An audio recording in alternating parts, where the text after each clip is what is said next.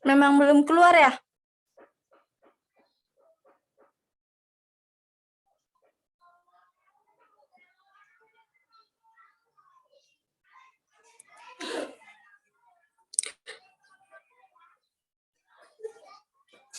Baik, Assalamualaikum warahmatullahi wabarakatuh. Kami mahasiswa Universitas Muhammadiyah Sumatera Utara, Fakultas Keguruan dan Ilmu Pendidikan, Prodi Pendidikan Akuntansi. Nah, di sini kami akan menjelaskan laporan keuangan Kabupaten Subang. Nah, sebelum saya memaparkannya, saya akan memperkenalkan nama kelompok saya terlebih dahulu. Saya Poppy Nopitasari, dan ada dua teman saya, yaitu yang pertama ada Ulfa Fadila dan Lambo Angelita Silitonga. Baik, sebelum saya masuk ke laporan keuangannya, saya akan memberitahu dulu tentang pemerintahan daerah itu gimana dan mengapa laporan pemerintah itu perlu mempunyai laporan keuangan.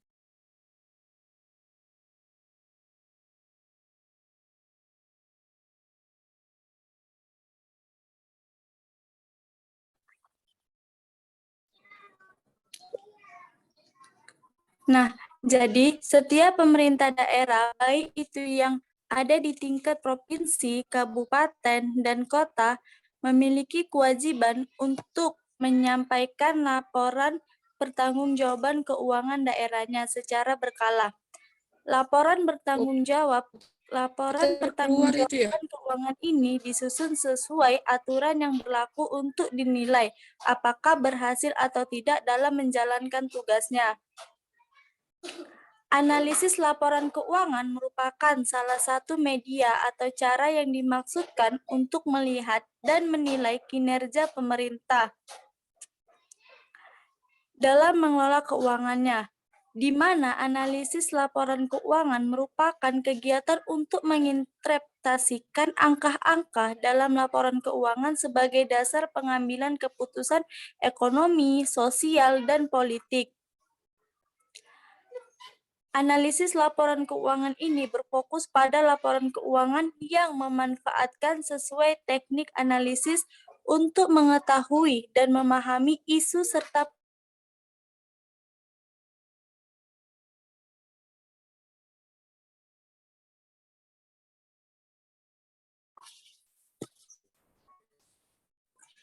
serta peluang yang ada sehingga akun sangat bermanfaat dalam upaya pengambilan suatu keputusan.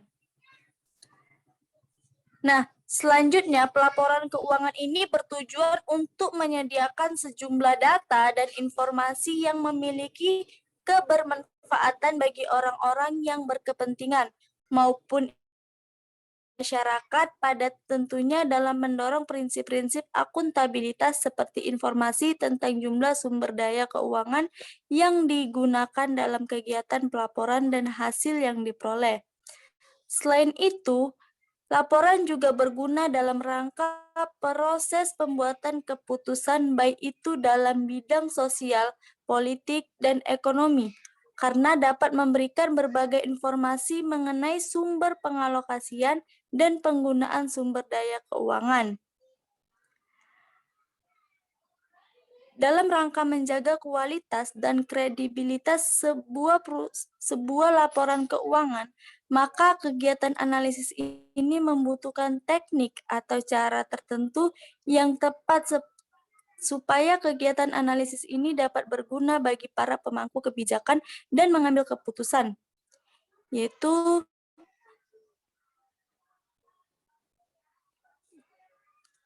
seperti di bawah ini. Nah, di sini ada tabel beberapa, yaitu akan saya jelaskan. Nah, yang pertama itu rasio efektivitas PAD Kabupaten Subang. Nah, rasio efektivitas PAD Kabupaten Subang ini dari tahun 2014 sampai 2017, targetnya itu di tahun 2014 2.206.423.000.000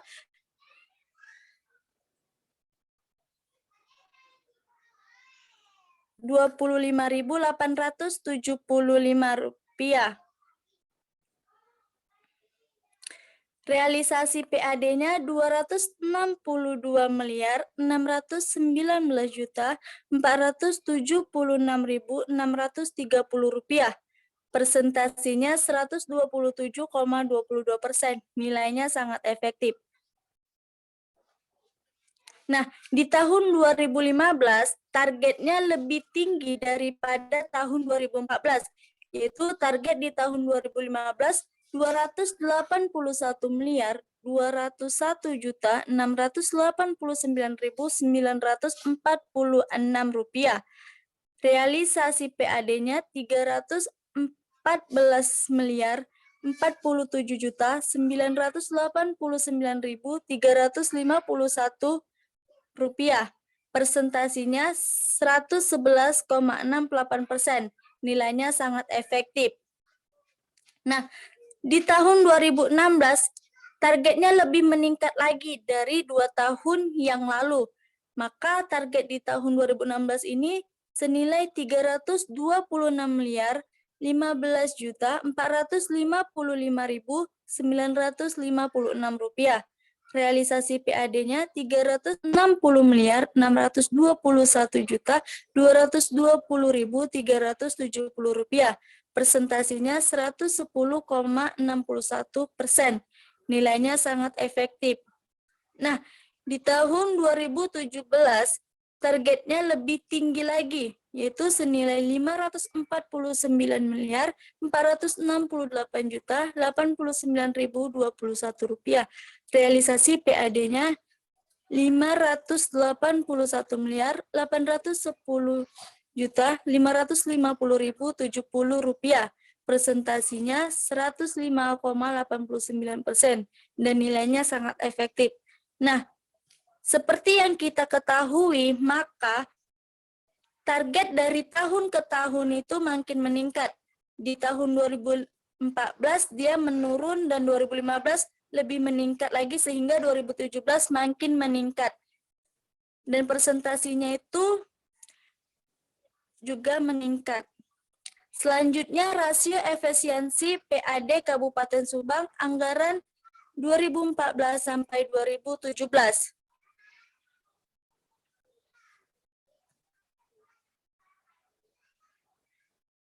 Nah, di tahun 2014 biaya pemerolehan PAD senilai 162 miliar 371.817.986 rupiah. Realisasi PAD-nya senilai 262 miliar 619.476.530 rupiah. Persentasinya 61,83. Nilainya tidak efisien.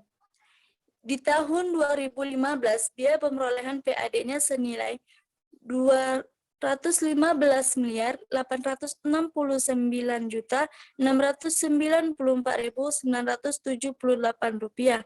Realisasi PAD-nya 314 miliar 47.989.351 rupiah. Persentasinya 68,74. Nilainya tidak efisien.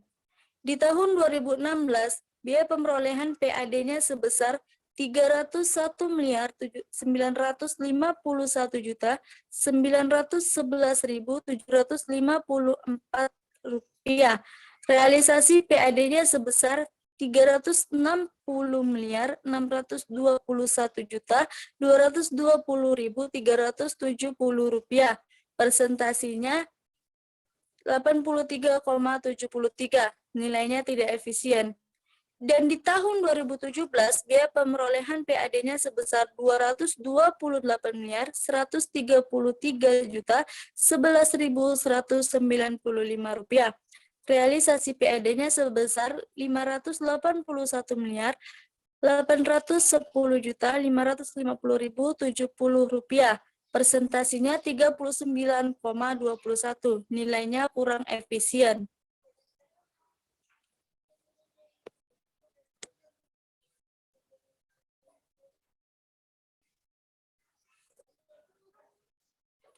Dan selanjutnya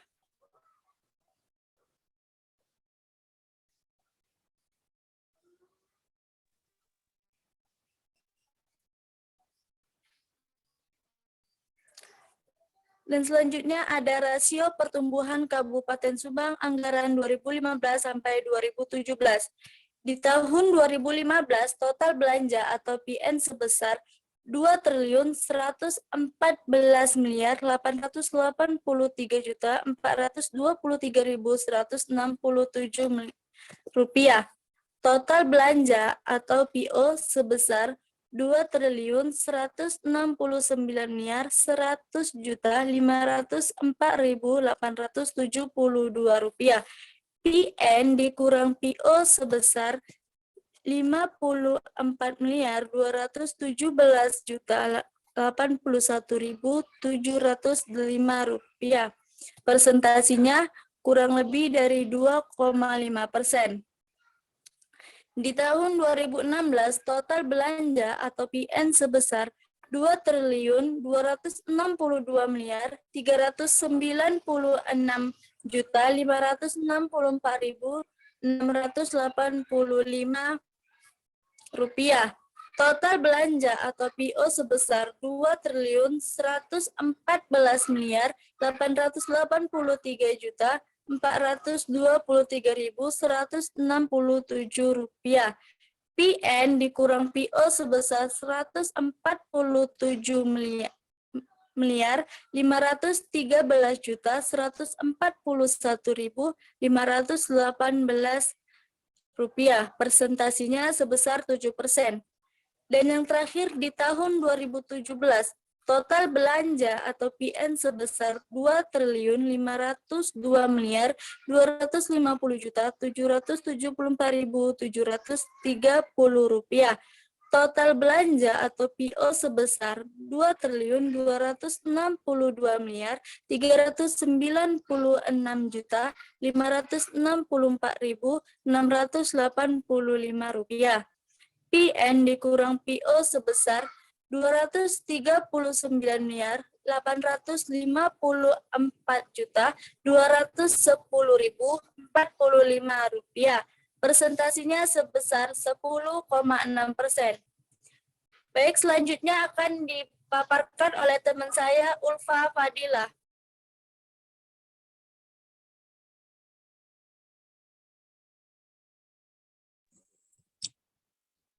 Selanjutnya yaitu rasio keserasian atau belanja modal Kabupaten Subang anggaran 2014 sampai 2017. Rasio keserasian atau belanja modal mengalami turun naik setiap tahunnya. Di tahun 2014, belanja modal sebesar 484 miliar 223.520.521. Total belanjanya yaitu 2.199.100.504.870. Di tahun 2015 mengalami penurunan, yaitu belanja modalnya sebesar 479.480.492.144 rupiah. Juta 114.483.467 rupiah dengan persentase 23%. Di tahun 2016, belanja modal mengalami kenaikan, yaitu senilai 524 miliar 264.605.647 rupiah dengan total belanja senilai 2.262 miliar 369.564.685 rupiah dengan persentase 23%. Di tahun 2017 mengalami penurunan lagi dengan belanja modal senilai 486 miliar 430.787.962 rupiah dengan total belanja senilai 2.502 miliar 250.774.730 rupiah dengan persentase 19%. Selanjutnya, keserasian atau belanja operasional. Kabupaten Subang anggaran 2014-2017. Di rasio keserasian atau belanja operasional, Kabupaten Subang mengalami kenaikan setiap tahunnya. Di tahun 2014, belanja operasional sebesar 1.396.836.236.815 dengan total belanja 2.199.100.504.872 rupiah dengan persentase 60%. Di tahun 2015 mengalami kenaikan yaitu senilai 1.934.742.364 rupiah dengan total belanja senilai 2.183.423.167 rupiah dengan persentase 77%. Di tahun 2016 mengalami kenaikan senilai 1.193.298.298.750 rupiah dengan total belanja senilai 2.296.396.564.685 rupiah dengan persentase 77%. Di tahun 2017 mengalami penaikan lebih senilai 2.015.180.259.588 rupiah dengan total belanja senilai 2.520.274.730 rupiah dengan persentase senilai 81%. Selanjutnya akan dibacakan oleh Angel.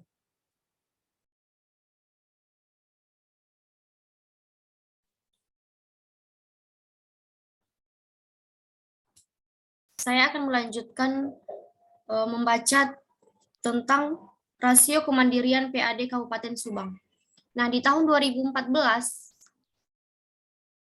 PAD Kabupaten Subang itu terdapat 262.919.476.530 rupiah. Dari bantuan dari pusat dan provinsi 1.968.953.458 rupiah. Persentasinya 13,34%. Nilainya rendah sekali. Di tahun 2015 meningkatnya PAD Kabupaten Subang 314.989.351 rupiah. Bantuan dari pusat dan provinsi 2.917.733.091 rupiah. Presentasinya 15,4%. Nilainya rendah sekali. Di tahun 2016 semakin meningkat. PAD Kabupaten Subang itu terdapat 360.621.220.370 rupiah. Bantuan dari pusat dan provinsi itu 2.470.660.190.590 rupiah. Persentasinya 14,60%. Nilainya rendah sekali. Di tahun 2017 terdapat 581.850.550.070 rupiah. Bantuan dari pusat dan provinsi itu 2.280.230.023.762 rupiah. Presentasinya 25,49%. Nilainya rendah.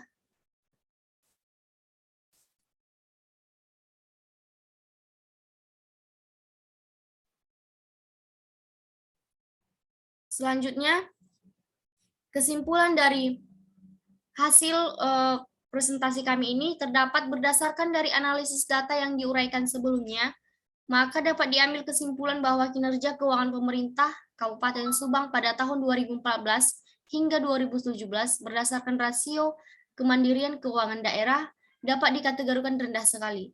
Selain itu, kinerja keuangan pemerintah Kabupaten Subang pada tahun 2014 hingga 2017 jika dilihat berdasarkan rasio keserasian belanja modal dengan belanja operasional dapat dikatakan pemerintah Kabupaten Subang lebih cenderung mengutamakan belanja operasional daripada belanja modal. Kemudian kinerja keuangan pemerintah Subang pada tahun 2014 hingga 2017 berdasarkan rasio pertumbuhan keuangan daerah dapat dikatakan sangat rendah. Selanjutnya, kinerja keuangan pemerintah Subang pada tahun 2014 hingga 2017 berdasarkan rasio efisiensi PAD dapat dikatakan tidak efisien. Namun, kendati demikian, kinerja keuangan pemerintah Subang pada tahun 2014 hingga 2017 ditinjau dari rasio efektivitas pendapatan asli daerah berjalan efektif karena efektivitasnya sudah di atas 100%, yaitu masing-masing sebesar 127,2%, 111,6%, dan 105,8%.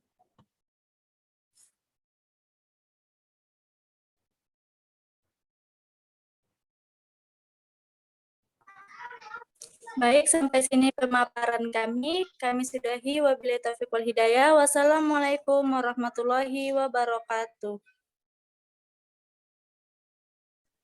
Aku